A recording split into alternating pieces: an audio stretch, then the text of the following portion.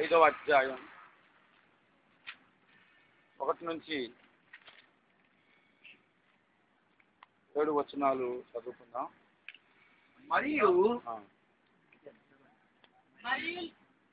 లోపటను వెలుపటను వ్రాత కలిగి 7 ముద్రలు గట్టిగా వేసి ఉన్నాయి. ఒక గ్రంథము సింహాసనము దాల్చింది వారి గురించే సూచించింది. మరియు దాని ముద్రలు తీసి ఆ గ్రంథము విప్పుటకు యోగ్యులు ఎవడని భరించలేని దేవతలను దగ్గరగా ప్రకటించగా అయితే పరలోకమంది కానీ భూమి మీద కానీ భూమి క్రింద కానీ ఆ గ్రంథము విప్పుటకైనను చూసిటకైనను ఎవరికి శక్తి లేకపోయాను. ఆ గ్రంథము విప్పుటకైనను చూసిటకైనను యోగ్యులు ఎవడన్నా కనపడలేదు. నేను బహుగా ఏడ్చుతుండగా ఆ పెద్దలలో దావీదుకు కూతురైన యూదా కోసం 7 ముద్రలు తీసి ఆ గ్రంథమును విప్పుటకై జయము పొందెనని నాకు చెప్పింది. మరియు సింహాసనమునకును ఆ 4 జీవులకును పెట్టండి.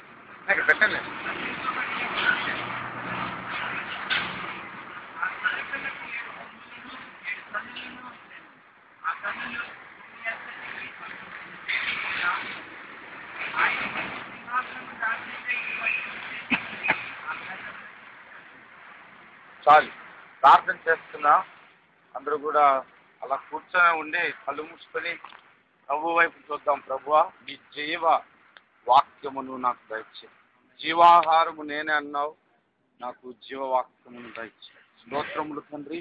పరిశుద్ధుడా, చదవబడిన వాక్యములోని మాటలు మీ ఆత్మ ద్వారా భక్తులు రచించి ఉండగా మీ ఆత్మ సహాయము వలనే ఆ మాటలు మేము అర్థము చేసుకునగలము. కాబట్టి కృపయిచ్చి కనికరమును చూపి మీ జీవవాక్యమును మా హృదయములో నాటి మమ్మలను బలపరచమని మీ జ్ఞానముతో అయా మీ తలంపులతో మమ్మల్ని నింపి బలపరచమని మా హృదయాలకి సున్నతిని కలుగు చేయమని యేసు నామమున ప్రార్థిస్తున్నాము తండ్రి. క్రీస్తునందు ప్రియ సహోదరులారా, ఈ వాక్య భాగాన్ని మనం గత 2 వారాలుగా చదువుకొని మాట్లాడుకుంటున్నాం. మొదటిగా ఈ గ్రంథము ఎలా ఉంది, పరలోకములో ఎన్ని గ్రంథాలు ఉన్నాయి, ఈ గ్రంథం ఎలా ఉంది, లోపట బయట రాయబడిన గ్రంథం ఏమిటి, దీని ముద్రలు ఏంటి, దాని ఆంతర్యం ఏంటి అనేది మొదటగా మనం తెలుసుకున్నాం.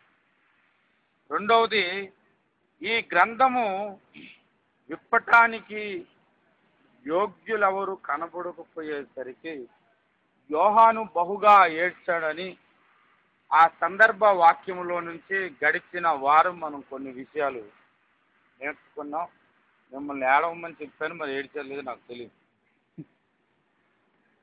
ఈ వారము కూడా అదే మాటలో కొన్ని విషయాలు మీకు నేర్పించాలని. దేవుని వాక్యం ప్రకటించేవారు ఎలా ఉంటారు అంటే, ఒక అతను చెప్పాడు నాకు, సీతాకోక చిలుకలాగా ప్రకటిస్తారు. సీతాకోక చిలుక ఏం చేస్తుందంటే, ఒక పువ్వు మీద వాలి అక్కడ కొంచెం, అక్కడి నుంచి ఎగురుకుంటూ ఇంకో దగ్గర ఎక్కడ, అసలు ఎటు ఎగురుతుంది దానికి ఒక గురి ఉండదు. మనం ఇక్కడిని ఇలాగ అన్నాను కాదు, అలాగ అక్కడక్కడ తేనె సేకరించి అలాగ వాక్యం చెప్తారట. ఇంకొక అతను ఏం చెప్పాడంటే, వాక్యం అలా చెప్పకుండా కందిరీగలాగా చెప్పమన్నా. అదేంటి, తేనెటీగలాగా. తేనెటీగ ఏం చేద్దంటే, ఒక దగ్గర తేనె పట్టు పెట్టిందంటే అక్కడ ఉండి అది అంతా తిన్నంత వరకు అలాగ అనగానే అక్కడ ఉన్నట్టు చూస్తున్నారు అందరూ. పోనీలే, నేను మంచి ప్రసంగం. ఎందుకంటే పౌలు ప్రసంగం చేసినప్పుడు ఎలా చెప్పాడంటే, యేసుక్రీస్తు యొక్క శిలువ మీకు ప్రదర్శించబడినట్లుగా మేము చెప్పాం కదా అన్నాను కదా. మొత్తం మీకు తేనె పట్టును చూపించి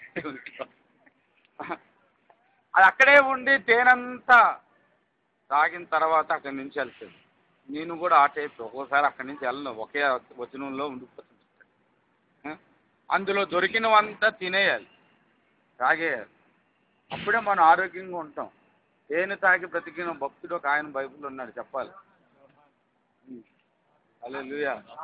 ఇంకా మిడతలు కూడా తినేవు, బాగానే గుర్తుంది. అయితే ఈ వాక్యంలో నుండి నేను ఈరోజు చెప్పాలనుకున్న అంశం ఏంటంటే, ఈ గ్రంథము విప్పటానికి యోగ్యులు ఎవరు కూడా పరలోకంలో లేరు, భూమి మీద లేరు, భూమి క్రింద లేరు. ఈ 3 స్థలాల్లో ఎవరు లేకపోయేసరికి అక్కడ చూడండి, అక్కడ ఎవరు ఆ పెద్దలలో ఒకడు ఆ పెద్దలలో ఒకడు ఏడవకము ఇదిగో దావీదునకు చిగురైన యోధా గోత్రపు సింహం 7 ముద్రలను తీసి ఆ గ్రంథమును విప్పుటకై జయము పొందెనని నాతో చెప్పాను. అప్పుడు యోహానికి ఎంత ధైర్యం కలిగి ఉంటుంది మీరు ఆలోచించండి. ఇప్పుడు ఒకడు ఏదైనా విషయంలో ఏడుస్తాడు అనుకో, వెంటనే ఏడుపాపుతారు లేదా ఆ విషయం జరగగానే. ఒక చిన్నపిల్లడు ఏడుస్తాడు అనుకో, నాకు చాక్లెట్ కావాలి, వెంటనే చాక్లెట్ ఇవ్వగానే ఒకటే ఆగిపోతుంది, బ్రేక్ వేసినట్టు. అలాగా యోహాను ఏడుపు ఆగిపోయింది, ఆయన ఆశ తీరింది, ఆయన కోరిక తీరిపోయింది. ఆ ముద్రలు విప్పడానికి యోగ్యుడు ఎవరు ఆయనకి తెలిసిపోయింది. ఆయన ఎవరంటే మనం ప్రత్యేకించి ఇది పెద్ద మర్మూలా చెప్పుకోకుండానే దావీదు చిగురైన యోధా గోత్రపు సింహం అన్నాడు. 6వ అధ్యాయం 1వ వచనంలో చూస్తే ఆ గొర్రె పిల్ల వెళ్ళి ఆ ముద్రలు విప్పుతుండగా ఈ లక్షణాలు ఎవరివి? యేసు ప్రభువే. మనలను రక్షించిన ప్రభువే ఆ ముద్రలు విప్పటానికి యోగ్యుడు. అయితే ఈ ముద్రలు విప్పటానికంట 5వ వచనం చూస్తే ఆ పెద్దలలో ఒకడు ఏడవకము, ఇదిగో దావీదుకు చిగురైన యోధా గోత్రపు సింహం 7 ముద్రలను తీసి ఆ గ్రంథమును విప్పుటకై జయము పొందెను. ఏం చేశారు ఆయన? ఆ గ్రంథం విప్పటానికి నాగేటి నేను దేవుడు అన్నట్టు వెళ్ళిపోలేదు తీసేయడానికి. ఆ గ్రంథాన్ని విప్పటానికి యోగ్యత సంపాదించుకోవటానికి ఆయన ఒక జయం పొందాడు. జయం పొందాడంటే అర్థం ఏంటి? యుద్ధం జరిగిందనే కదా అర్థం. యుద్ధం లేకుండా విజయం ఎవరన్నా పొందుతారా? నేను వచ్చాను, నేను చాలా దేశాలు జయించాను. ఏ దేశంలో జయించాను అంతే. ఏ దేశం అంటే మరి చెప్పాలి కదా, నీకు ఎందుకే ఏ దేశం ఏంటి, నేను జయించాను అంతే అని అంటే కుదరదు. ఏం జయించావో చెప్పాలి, అంతేనా? ఆ ముద్రను విప్పటానికి జయించాడు యేసన్న గారి పాటలు నాకు ఎందుకంటే ఎక్కువ లైక్ చేస్తాను. జయమును గురించి ఎక్కువగా ఆయన పాడతాడు, సియోను గురించి, కృపను గురించి. జయించిన నీవు నా పక్షమై ఉండగా జయమిచ్చు నీవు నన్ను నడిపించగా జయమే నాశ అది నీ కాంక్ష నీకే నా స్తోత్రార్పణలు. దేవుడు జయించాడు, మనం జయించాలని కోరుకుంటుంది కూడా ఆయన్నే. మన జయము కోరుకుంటున్న దేవుడు ఆయన. మనకంటే ముందు ఆయన జయించాడు, మన కొరకే జయించాడు. ఆ సైలెంట్ మూడ్లో పెట్టాను, నాకు ప్రకటనగా చెప్పినట్టు ఇలాంటి వస్తుంటే భయపడిపోతుంది, అది ప్రాబ్లం.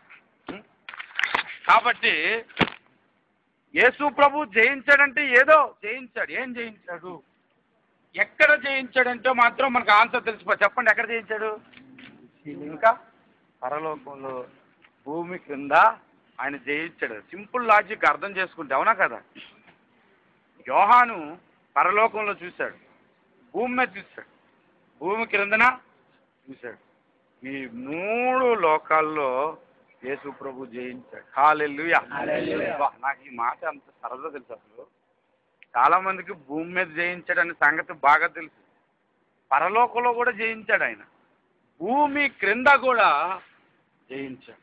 మొట్టమొదటిగా భూమి మీద జయించిన ఆయన జయ జీవితం గురించి ఒక్కొక్క వచనాన్ని చెప్తాను, మీరు వెంటనే రాసేసుకోండి. యోహాను సువార్త 16వ అధ్యాయం 33వ వచనం చదువుదాం. నా యందు మీకు సమాధానము కలుగునట్లు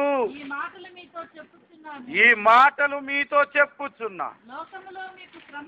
లోకములో మీకు శ్రమ కలుగును, అయినను ధైర్యము తెచ్చుకోండి, నేను లోకమును జయించి ఉన్నాను. హల్లెలూయా. ఏదో అమెరికానో, బబులోనో, ఇరాకునో, పాకిస్తాన్నో ఒక్కటి కాదు, మొత్తం లోకాన్ని జయించిన దేవుడు. హల్లెలూయా. అసలు ఇలాంటి దేవుడు ఇంకొకరు ఎక్కడ ఉంటాడు? లోకాన్ని జయించిన దేవుడు మన దేవుడు. హల్లెలూయా. ఒక లోకాన్ని జయించిన వాడిని మనం నమ్ముకున్నామంటే ఈ లోకం మీద మనకి కూడా జయము ఇచ్చే దేవుడు ఆయన. ఒకరు అన్నారు, ఇద్దరు ముగ్గురు అన్నారు ఆమె. పోనీలే, నేనేమో సరిపెట్టుకుంటు. రెండవ విషయాన్ని చెబుతాను, శ్రద్ధగా మీరు వినండి. మత్తయి సువార్త 4వ అధ్యాయంలో తీయకుండానే చెప్పొచ్చు, ఆత్మ వలన ఆయన అరణ్యమునకు కొనుపోబడ్డాడు. ఆత్మ వలన అరణ్యమునకు ఎందుకు కొనుపోబడ్డాడు? అపవాది చేత శోధించబడుటకు. పరిశుద్ధాత్మతో అభిషేకించదు, కృపావరాలు ఇచ్చేద్దరనే మనకు తెలుసు. అప్పుడప్పుడు చిన్నగా తీసుకెళ్ళిపోయి శోధనలో పెడతారనే సంగతే తెలియదు మనకి. ప్రభువా నిన్ను నమ్ముకున్న తర్వాత ఎందుకయ్యా అలా జరిగింది? అసలు అందుకే వచ్చాం మనం. నిన్ను పిలిచిన దేవుడు నమ్మదగిన వాడు, నీకు విశ్రాంతిని ఇవ్వడానికి పిలిచాను అన్న మాటలు మనం చదువుతాం. కానీ మీరు శ్రమ పడితే ఇందుకొరకే మీరు పిలువబడితిరి అన్న మాట మనం చదువు. అందుకొరకు కూడా పిలువబడ్డాం. జీతానికే కాదు మనం పిలువబడింది, పని చేయడానికి కూడా పిలువబడ్డాం. మనకి ఎంతసేపు రక్షణ గురించే పిలిచాడు అనుకుంటాం, పని చేయడానికి పిలువబడ్డావు. నువ్వు పని చేస్తున్నావు, అసలు ఉదయం 2 సాయంత్రం పని చేస్తా, పని చేస్తానని అడుగుతావా నన్ను? నేను ఆ పని గురించి అడగట్లేదు, దేవుని పని గురించి. ఆత్మ వలన అరణ్యమునకు కొనుపోబడి అక్కడ శోధించబడ్డాడు. సైతాను తీసుకొచ్చిన 3 శోధనలను జయించాడు. హల్లెలూయా. 3 శోధనలోనే అసలు సమస్య ఉంది చెప్పుకోవాలని. ఇప్పుడు మన అంశం అది కాదు, దాని గురించి మనం మాట్లాడుతాం. తర్వాత ఆయన జయించిన జయ జీవితం గురించి ఇంకొక విషయాన్ని చూద్దాం. హెబ్రీలకు రాసిన పత్రిక 4వ అధ్యాయం 15వ వచనంలో,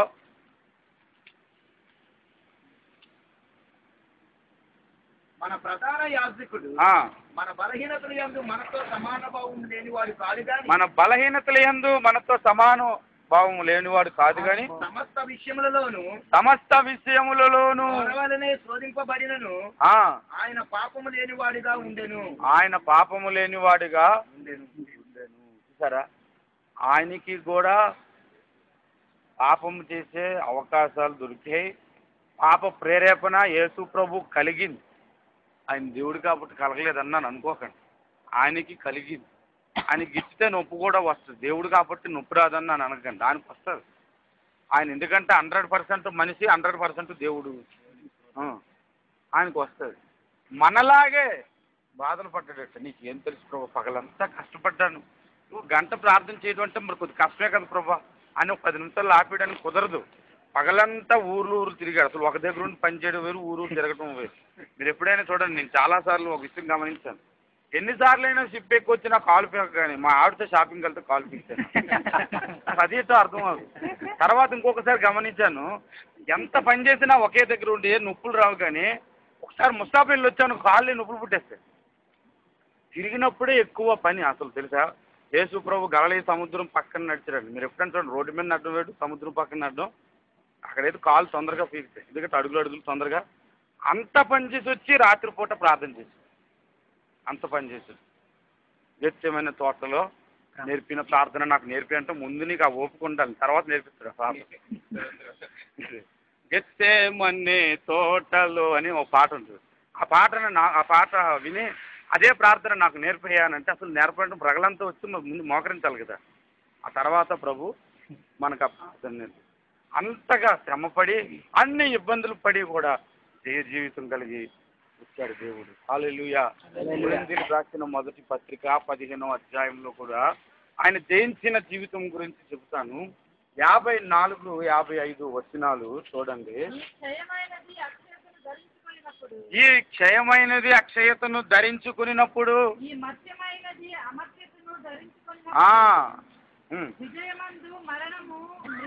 విజయమందు మరణము మృంగివేయబడేను. ఆయన ఏం చేయించాడు చెప్పాలి, మరణాన్ని జయించాడు. దేవునికి స్తోత్రం కలుగునుగా.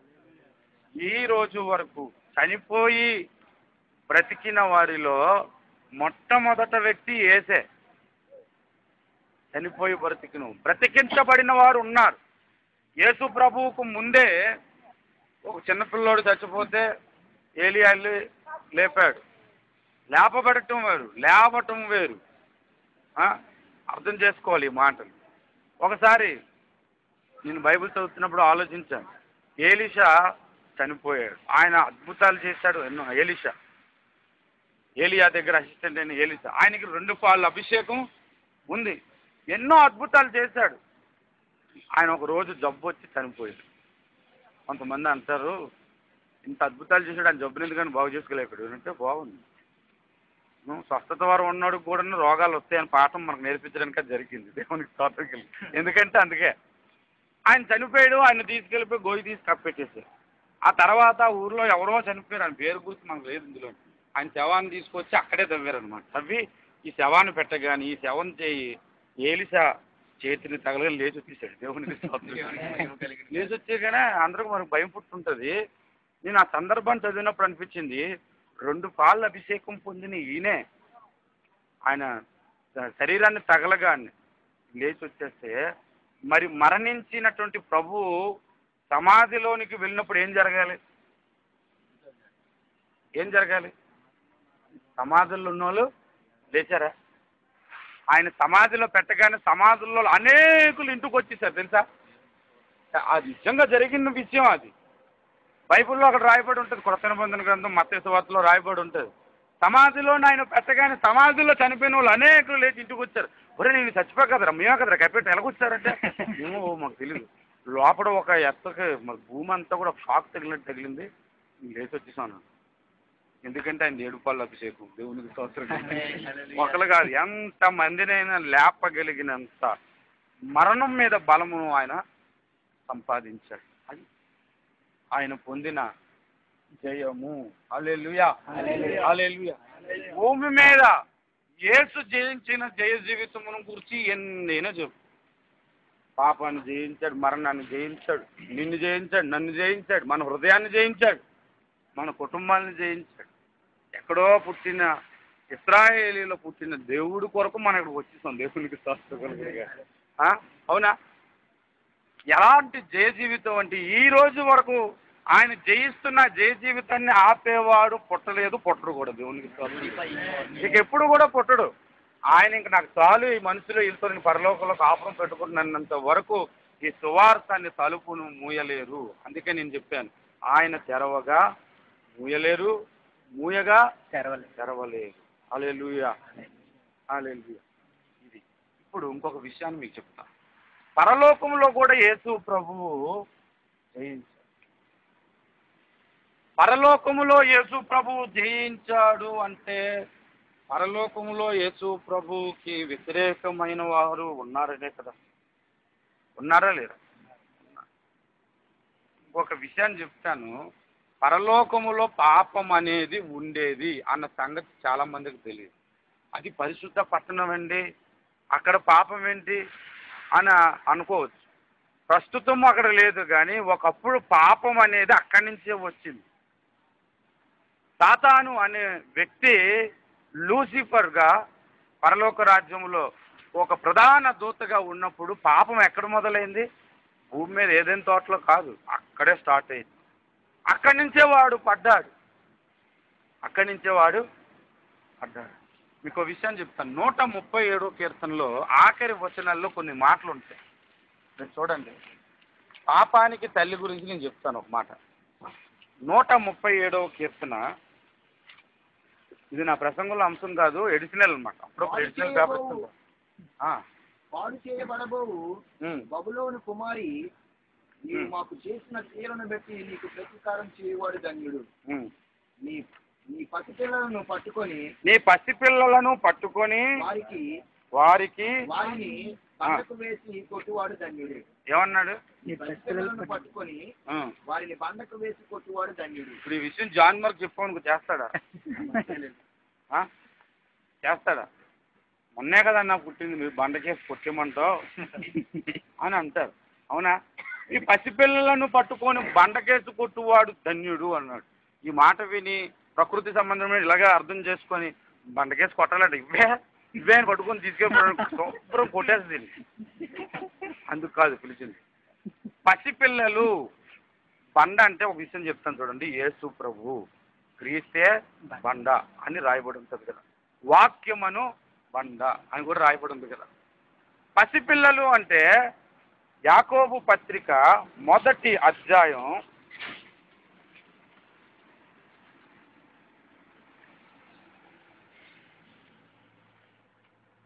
15వ వచనం చదువుదాం.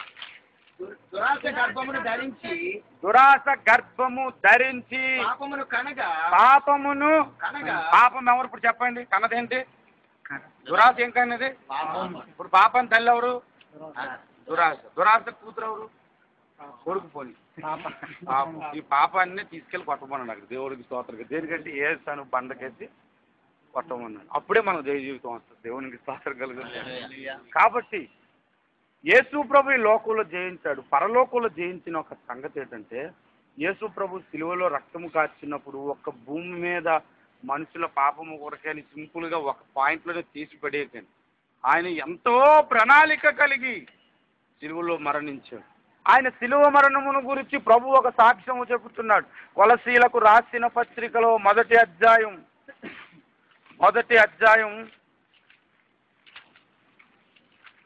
18వ వచనం అనుకుంటాను. సంఘము అను శరీరమునకు ఆయనే శిరస్సు, అన్నిటిలో ప్రాముఖ్యము కలుగు నిమిత్తము. అలాగా 19వ వచనం చదువుదాం. ఆయన యందు సంపూర్ణత నివసింపవలెననియు, ఆయన యందు సర్వ సంపూర్ణత నివసింపవలననియు, ఆయన శిలువ రక్తము చేత సంధి చేసి, ఆయన ద్వారా సమస్తమును అవి భూలోకమందున్నవైనను పరలోకమందున్నవైనను వాటినన్నిటినీ ఆయన ద్వారా తమతో సమాధానపరుచుకొనవలనని తండ్రి అభిష్టమాయ.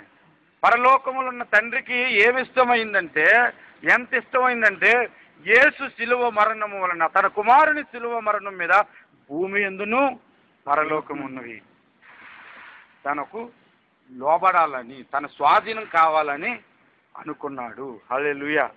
మీకు తెలుసో తెలీదు, పరలోకంలో దేవుడికి అందరూ ఆరాధన చేస్తున్నారు, దూతలు అందరూ. మనం చాలాసార్లు చెప్పుకుంటున్నాం, పరిశుద్ధుడు పరిశుద్ధుడు పరిశుద్ధుడు అని ఆరాధించారు. ఆ ఆరాధన జరుగుతూ ఉన్నప్పుడు మధ్యలో యేసుప్రభు వెళ్ళి దేవుని తోడ మీద కూర్చుంటాడు, పారుస్తుంది. కూర్చోగానే పరిశుద్ధులు అనేది కొంతమంది చేయట్లేదు, మిగిలిన చేస్తున్నారు, కొంతమంది చేయట్లేదు. ఆయనకి ఏం చేయాలి? ఆయన మాలాగే దూత, బైబుల్లో ఆయన దూత అని ఉంది కదా, ఆయన మాలాగే వేకువ చొక్క అని ఉంది కదా. ఆయన దేవుని కుమారుడు, ఆయన మేము ఎందుకు ఆరాధన చేయాలి అని అనుకున్నారమ్మా. ఆ అనుకోవడమే ఆయన పేరు మహోన్నతుడు. దేవుడు సర్వోన్నతుడు, ఆయన మహోన్నతుడు. మహోన్నతుని చాటున నివసించువాడే సర్వశక్తిని. అంటే వాళ్ళిద్దరికి తేడా చెప్పాడు కదా అక్కడ. ఇంక మానేశారు. మానేగానే దేవుడు కోపం వచ్చింది, నేను అతను ఒకటేనా, అతన్ని కూడా ఆరాధించండి అని అన్నాడు. కీర్తన గ్రంథం చూడండి, కుమారుని ముద్దు పెట్టుకునండి, లేని ఎడల ఆయన కోపించును అని అన్నాడు. నా కుమారుని కూడా ఆరాధించండి. ముద్దు పెట్టుకుని అంటే అసలు అర్థం అది, ఆరాధించండి, నా కుమారుని కూడా వెంబడించండి, నా కుమారుడికి నాకు ఇచ్చే విలువే ఇవ్వండి అని అంటే కొంతమంది, నువ్వు అతను ఎందుకోటి అని నేను ఒప్పుకోను అని కొంతమంది ఆరాధించడం. అందుకనే దేవుడికి ఒక కోరిక ఏంటంటే, ఈసారి ప్రభువు 2వ రాకడలో వచ్చినప్పుడు ఈ లోక దేవతలంతా ఆయన ముందు గడగడలాడి మోకాళ్ళు వేయాలన్నమాట. అది ఆయన కోరిక. ఆ మాట మీకు చూపెడతాను చూడండి. ఇబ్రీయులకు రాసిన పత్రిక 1వ అధ్యాయము 7వ వచనం.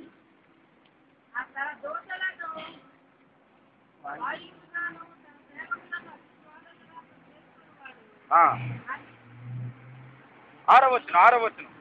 మరియు ఆయన భూలోకమునకు ఆది సంభూతిని మరలా రప్పించినప్పుడు, ఇప్పుడు మరలా అంటే 2వసారి రప్పించినప్పుడు దేవుని దూతలందరూ ఆయనకి నమస్కారము చేయవలనని చెప్పుతున్నాడు. ఇప్పుడు నుంచో పని చేస్తుంటే మరలా ఎందుకు చెప్తున్నాడు? కొంతమంది చేయలేదు. అందుకే మనం పాడుతాం, ఈ లోక దేవతలన్నీ ఆయన ముందారా, ఈ లోక దేవతలన్నీ ఆయన ముందారా, సాగిల పడి నమస్కరించి గడగడలాడేను, సాగిల పడి నమస్కరించి గడగడలాడేను. పాట ఎంత చక్కగా రాశారు నిజంగా భక్తుడు. చాలా మంది దూతల్లో ఆరాధించలేదు, మనుషుల్లో కూడా అదే పని జరుగుతుంది. వీళ్ళందరికీ పరిష్కారం ఏంటంటే యేసు వచ్చినప్పుడు. యేసే రాకడలో 2 అంచులు ఉన్నాయి. 2 అంచులు. చీరకి అటొక అంచు ఇటొక అంచు ఉంటుంది కదా, టవలకు కూడా ఉంటుందన్న. చీరకి ఎందుకు చెప్పు, ఏదో ఒకటి కర్రకు కూడా ఉంటుంది 2 అంచులు. యేసు రాకడ వాస్తవముగా 2 రకాలు. ఒకటి అదృశ్య రాకడ, 2 దృశ్యమైన రాకడ. అదృశ్య రాకడ అంటే ఆయన రావడం ఎవ్వరికి కనబడదు, ఎవరికి కనబడదు. మనం వెళ్ళిపోవడమే అందరికి తెలుస్తుంది. సడన్గా ఇలాగ ఆరాధన చూస్తే చుమ్ అందరూ మాయమైపోతారు. అందులో ఎవరో ఒకరిద్దరు ఉండిపోయారు అనుకో, వాళ్ళ కర్మ, మనం ఏం చేయలేం అనుకో, ఉండిపోతే వాళ్ళ కర్మ. ఏమైపోయారని ఇంటికి వస్తే ఇంట్లో రూమ్లో కూడా కొంతమంది ఉండరు. ఇంక ఫోన్లు చేస్తే అక్కడ ఆ ఫోన్ మోగదు కానీ ఎవరు తీరు, అక్కడ కూడా వెళ్ళిపోయిన వాళ్ళు ఉంటారు కొంతమంది, వెళ్ళిపోతారు. ఏమైందంటే యేసు రాకడ మరి కనబడలేదు ఏంటండి, ప్రతి నేత్రము ఆయనను చూసినని ఉంది కదా అని అడిగితే కుదరదు, కనబడదు. ప్రతి నేత్రము ఆయన చూసిన అనేది సియోను కొండ మీదకి సంఘముతో పాటు వస్తాడు. ఎత్తబడిన సంఘం తీసుకొని మహిమ శరీరాలతో మంచి కొత్తగా పెళ్ళైన జంటలాగా వస్తాడు. దేవునికి స్తోత్రం కలుగుతుంది. ఎక్కడికో సియోను కొండ మీదకి, అది మాత్రం అందరూ చూస్తారు. అదే విషయం మనం అర్థం చేసుకోండి. ఈ విషయాన్నే అపోస్తుల కార్యాలు 1వ అధ్యాయంలో చెప్పాడు. ఎందుకు మీరు ఆయన అలా మేఘం ఎక్కి వెళ్ళిపోతుంటే చూస్తున్నారు, ఇప్పుడు ఎలాగెళ్తున్నాడు అలా వస్తాడు ఒక రోజు అన్నారు. దేవునికి స్తోత్రం. అలాగే మేఘం మీద వస్తాడు. మేఘం మీద వస్తాడంటే అది 2వ రాకడ కాదు, మన ఎత్తబడేది వేరు. ఈ 2 అనుభవాలు ఉన్నాయి.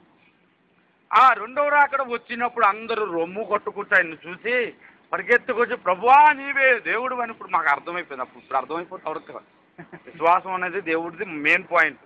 చూడకుండా నమ్ముని వారు ధన్యులు అన్నారు.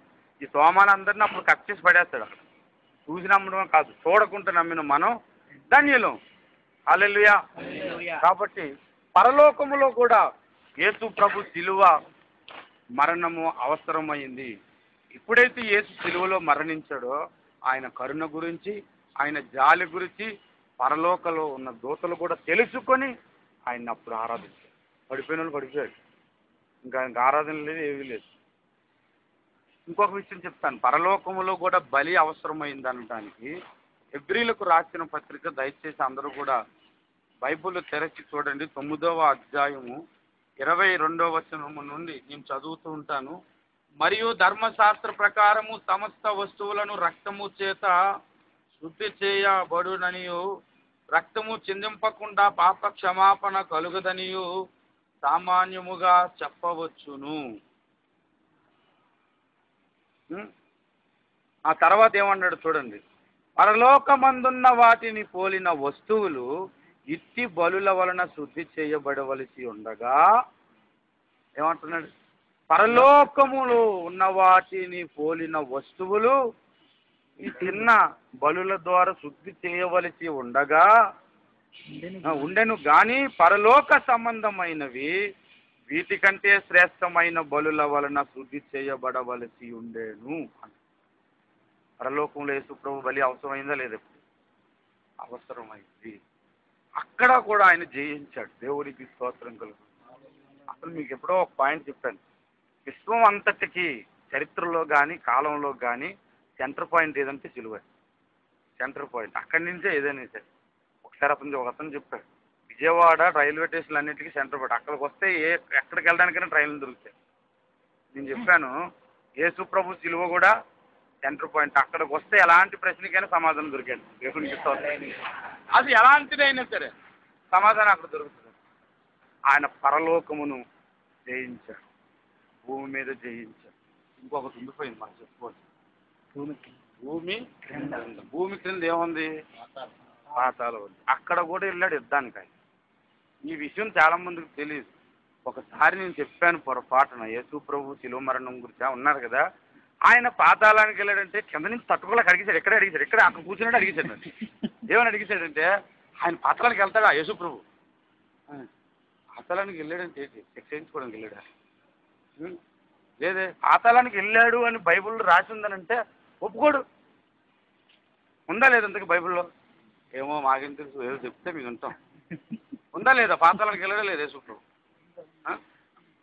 అలాంటి మహానుభావుని పాతాలను పంపించేస్తావా? ఈ రోజు నుంచి ఇక్కడ రాకండి రా మీరు అందరూ అని ఎవరైనా ఇక్కడ తయారవ్వకండి చెప్తున్నాను. పాతాళానికి ఆయన పంపించట్లేదు, ఆయనే వెళ్ళాడు.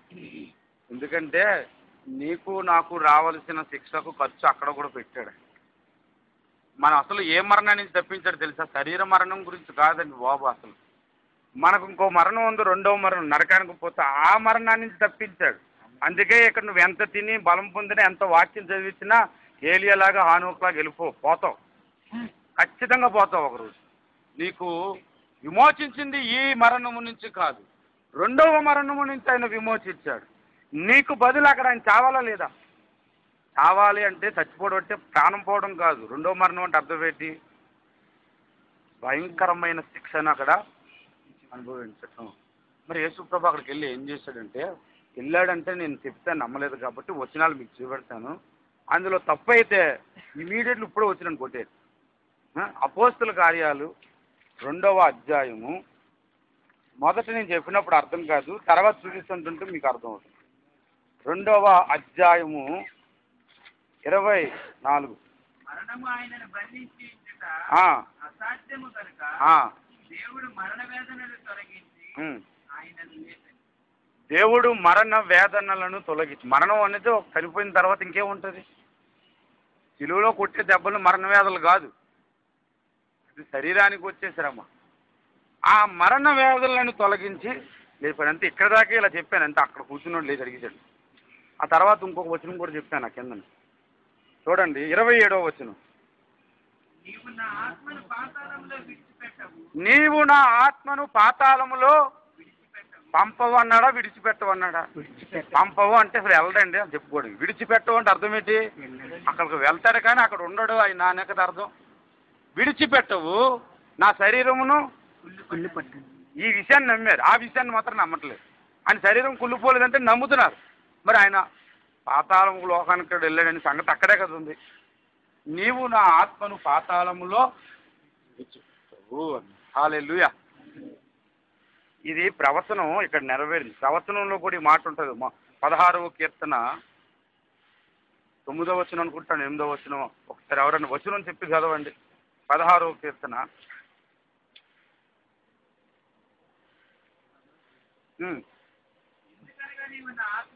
ఎందుకనగా నీవు నా ఆత్మను పాతాళములో విడిచిపెట్టవు, నీ పరిశుద్ధిని కుళ్ళి పట్టనీయవు.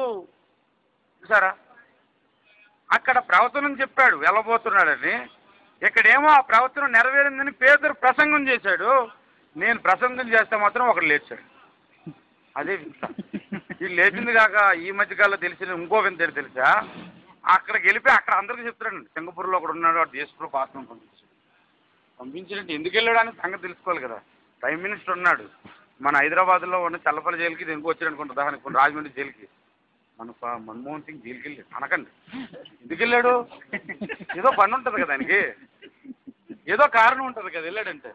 అక్కడికి వెళ్ళి మరణ వేదనలను జయించి, మరణం అనేది మన మీద రాజ్యం వెళ్ళకుంటూ కొట్టి పడేశాడు అన్నమాట. అందుకే ఆయన తిరిగి లేచిన దాని గురించి పౌలు ఏమన్నాడంటే, ఓ మరణమా నీ ముళ్ళెక్కడా అని అన్నాడా లేదా? విజయమందు మరణము మృంగివేయబడేను. హల్లెలూయా. ఆయన వెళ్ళబోతున్నాడు, అక్కడ దురాత్మల చేత ఇబ్బంది పడబోతున్నాడని కీర్తనాకారుడు దావీదు భక్తుడు మా ఫ్రెండు 22వ కీర్తనలో ఈ విషయాన్ని చెప్పాడు. చూడండి, కీర్తన గ్రంథం 22 15వ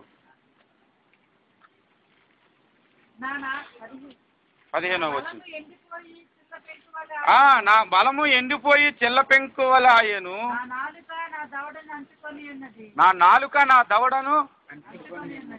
ఈ విషయాలన్నీ యేసుప్రభు సిలువ గురించి అని తెలుసు. దేవా దేవా నన్ను నేల విడిచి ఫస్ట్ మొదటి వచనం సిలువను గురించిన ప్రవచనం తెలుసు కదా. ఆ తర్వాత వచనాలు చూడండి 16లో, నీవు నన్ను ప్రేతల భూమి, ప్రేతలు అంటే ఏంటి? ఆత్మలు, దురాత్మలు ఉండే భూమిలో పడేసాడట. పడవేసి ఉన్నావు. కుక్కలు అంటే దురాత్మలు. ప్రకటన గ్రంథం 22వ అధ్యాయం చూడండి, కుక్కలన్నీ నరకములోనికి పోవునంటే నిజంగా ఎక్కడ పడుతాయి? కుక్కలు ఏం చేసే ప్రభు పాపం అని అనుకోను, నేను అలాగే అనుకోను. మొదట్లో చదివినావు కుక్కలంటే ఆ కుక్కలు కాదు, దురాత్మలు అని.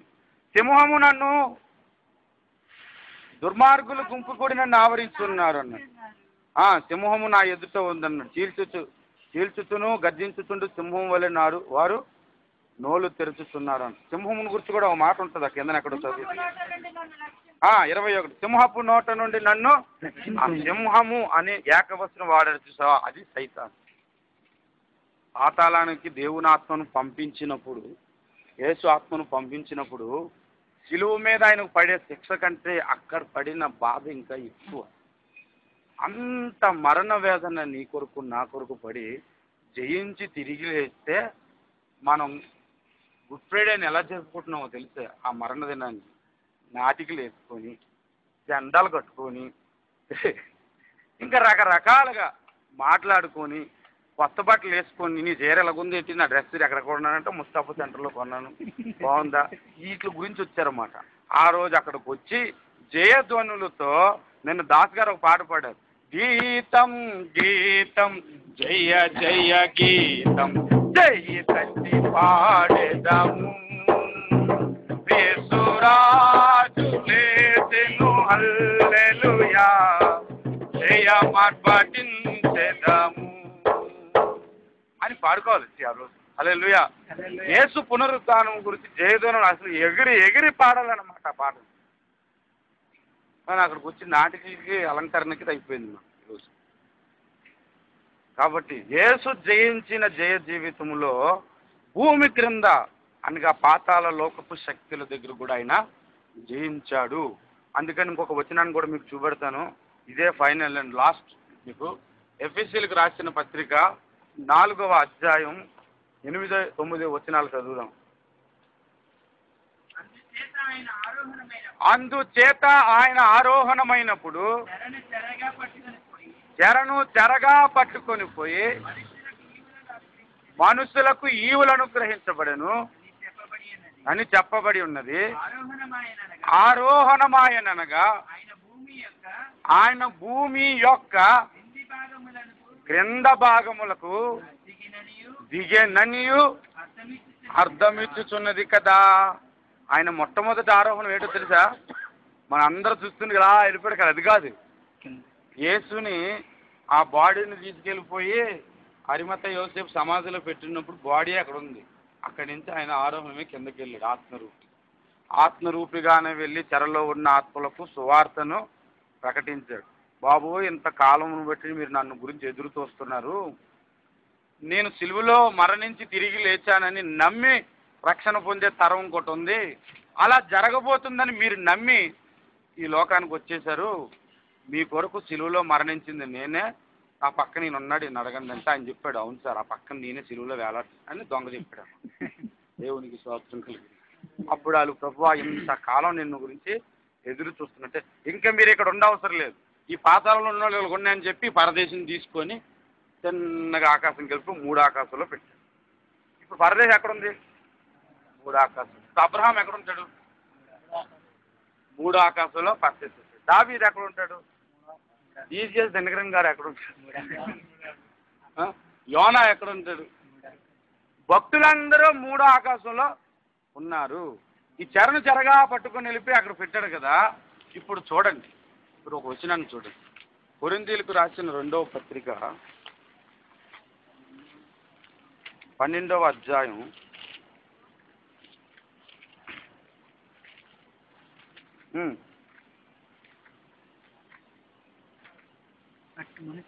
14, 3, 4 వచనాలు. 2వ వచనం నుంచి చదవండి. క్రీస్తునందున్న యొక్క మనిషిని నేను ఎరుగుదును, అంటే రక్షింపబడిన వ్యక్తి అన్నమాట. క్రీస్తునందున్న వ్యక్తి అంటే క్రీస్తునందున్న ఒక మనిషిని నేను ఎరుగుదును. అతడు 14 సంవత్సరముల క్రిందట 3వ ఆకాశమునకు కొనుక్కోబడెను. ఎక్కడికి? 3వ ఆకాశానికి. మీరు అడగొద్దు కరెక్ట్గా 3వ ఆకాశానికి ఎలాగంటే ఇందులో రాసిన గారు చెప్పాను. అతడు శరీరంతో కొనుక్కోబడినో నేను ఎరుగను, శరీరము లేక కొనుక్కోబడినో నేను ఎరుగను, అది దేవునికే తెలియను. అట్టి మనిషిని నేను ఎరుగుదును, అతడు పరదేశుల్లోనికి కొనుక్కోబడెను అని. అదే 14 సంవత్సరాల కింద చనిపోయిన వాడిని మనం సడన్గా చూస్తే ఫస్ట్ మనం ఎలా ఆలోచిస్తాం? 14 సంవత్సరాల కింద వీడు నుండి నా ఎంత పడుతున్నాడు ఏంటి అని మనం అనుకుంటాం. ఈయన దర్శనంలో ప్రార్థన చేస్తూ పరదేశకి వెళ్ళిపోయాడు పౌలు. వెళ్ళిపోయి అక్కడ 14 సంవత్సరాల కింద చనిపోయిన వ్యక్తిని చూశాడు. ఇప్పుడు భక్తుల ఆత్మలన్నీ కూడా ఎక్కడున్నాయి? పరదేశంలో ఉన్నాయి.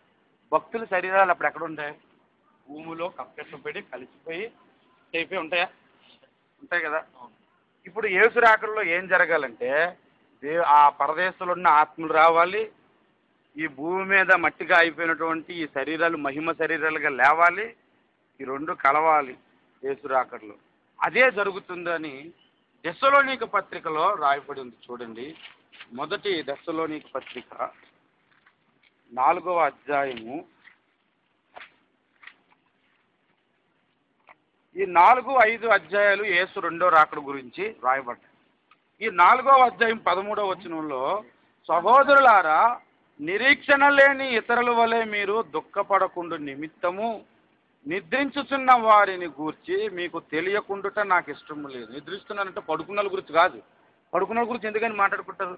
ఉదాహరణకు రత్నాజీ ఇంట్లో పడుకున్నాడు, రత్నాజీ పడుకున్నాడు, నిద్రించుతున్న రత్నాజీ గురించి అని మనం నిద్రించుతున్నాడంటే చనిపోయిన వ్యక్తుల గురించి కదా. నిద్రించుతున్న వారిని గూర్చి మీకు తెలియకుండుట నాకు ఇష్టము లేదు. యేసు మృతి పొంది తిరిగి లేచెనని మనము నమ్మిన ఎడల అదే ప్రకారము యేసునందు నిద్రించిన వారిని దేవుడు ఆయనతో కూడా వెంటబెట్టుకొని, యేసు వచ్చినప్పుడు లేపబడతాం, వెంట పెట్టుకుని వస్తాడు. వస్తూ వస్తూ వస్తూ అక్కడున్న ఆత్మలు వెంట పెట్టుకొని వస్తాడు. ఇక్కడ శరీరాలు లేచి ఆత్మల్లో కలిసిపోయి వెళ్ళిపోతారు. దేవునితో ఆత్మలు కలిసిపోయి. హల్లెలూయా. ఇది యేసు రాకడలో చనిపోయిన వాళ్ళు లేచే పద్ధతి. అప్పుడు బ్రతుకున్న వాళ్ళ సంగతి ఏంటంటే అలాగే ఉంటాడు, మహిమ శరీరం వెళ్ళిపోతాడు. దేవునికి స్తోత్రం. అందుకే ఒక మర్మం మీకు చెబుతున్నాను ప్రియులారా, రెప్పపాటున యేసు రాకడ జరుగును. నిద్రించిన వారితో పాటు మనము నిద్రించము కానీ రెప్పపాటున మనము మారుదము అన్నాడు. దానినే రూపాంతరం కొండ మీద ఒక ట్రైల్ పార్టీ చేశాడు. దేవునికి స్తోత్రం. హల్లెలూయా. కాబట్టి యేసు జయించిన విషయాలు 3: 1 పరలోకం, 2 భూలోకం, 3 భూమి పాతాళలోకం. ఈ మూడిట్లో జయం పొందాడు. కాబట్టి ఈ భూమిని నాశనం చేయడానికి కానీ, పాతాళాన్ని మరలా నరకంలోనికి పడేయడానికి కానీ, పరలోక రాజ్యమును ఏలటానికి కానీ అధికారి, బలవంతుడు, శక్తివంతుడు యేసు ఒక్కడే ఆ గ్రంథాన్ని ఇవ్వగలడు. ఎందుకంటే ఆ గ్రంథములో ఉన్నది వీటి చరిత్రే. ఆయన జయము పొందాడు. హల్లెలూయా. ఒక విషయాన్ని అక్కడ మీకు ఒక విషయాన్ని చెప్తారు. దావీదు చిగురైన యోధా గోత్రపు. బైబుల్ సందర్భానుసారంగా మాట్లాడుతుందా, అసందర్భంగా మాట్లాడుతుందా? సందర్భం. ఒకవేళ అసందర్భంగా మాట్లాడితే ఇది పరిశుద్ధ గ్రంథం కాదు. అసందర్భంగా మనుషులు మాట్లాడతారు, పద్ధతి ఉండదు. ఒక ఆవిడట చాలా కాలం ప్రార్థన చేస్తే కొడుకుని కన్నది. కన్న తర్వాత ఆ కొడుకు మొదటి సంవత్సరం పుట్టినరోజును, మొదటి యానివర్సరీ, ఫస్ట్ బర్త్డేని ఘనంగా జరుపుకోవడానికి పాస్టర్ గారి దగ్గరకు వచ్చి చెప్పిందంట, రేపు బాబు పుట్టినరోజు అండి, మీరు ఖచ్చితంగా వచ్చి వాక్యం చెప్పాలి, ఘనంగా మేము ఏర్పాట్లు చేసామని. భోజనాలు చాలామందిని, బంధువుని, స్నేహితుల్ని, చుట్టుపక్కల చర్చ వాళ్ళని పిలిచేసి మేడ మీద అలంకరణ చేసి, బోర్లు కట్టేసి, లైటింగ్ పెట్టేసి, పెద్ద కేక్ ఆర్డర్ చేసి అన్నీ పెట్టేశారు. పెట్టేసిన తర్వాత ఈ పాస్టర్ గారికి మైకిచ్చి వాక్యం చెప్పబోయా అన్నారు. ఈయన వాక్యం పట్టుకొని ప్రసంగం గ్రంథం 7వ అధ్యాయం 1వ వచనం నుంచి చదువుకుంటూ వచ్చారంట. చూడండి అక్కడే ఉందో. కాదు, అది 5వ అధ్యాయం. అదే తొందరపాటు అంట. ప్రసంగి గ్రంథం, సుగంధ ద్రవ్యముల కంటే ఎవరు తీయట్లేదు, చెప్తే వినేద్దాంలే అని.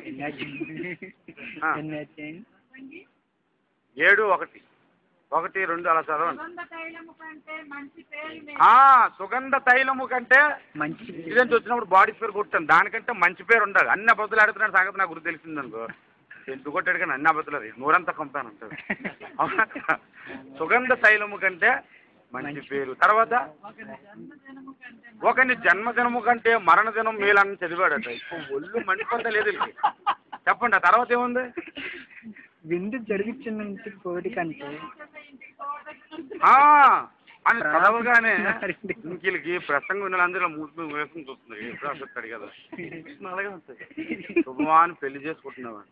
మా ఆవిడ మెడలో ఒక దండ, నా మెడలో ఒక దండ, 2 కుర్చీల్లో కూర్చోబెట్టి మా పాస్టర్ గారు మైక్ పట్టుకొని 3 నాళ్ళ ముచ్చటి కోసం ఈ మనిషి పడే తపన చూడరా అనగానే నేను అలాగ ఆయన వైపు చూస్తాను. ఓ పక్క గిఫ్ట్లు ఇస్తున్నారు, ఫోటోలు చూస్తున్నాను, ఆయన వైపు చూస్తున్నాను, ఆయన వైపు ఏదో అప్పుడు 3 నాళ్ళ ముచ్చటి అంత మనిషి జీవితం రంగుల వలయం 3 నాళ్ళ ముచ్చటని పాడేశారు.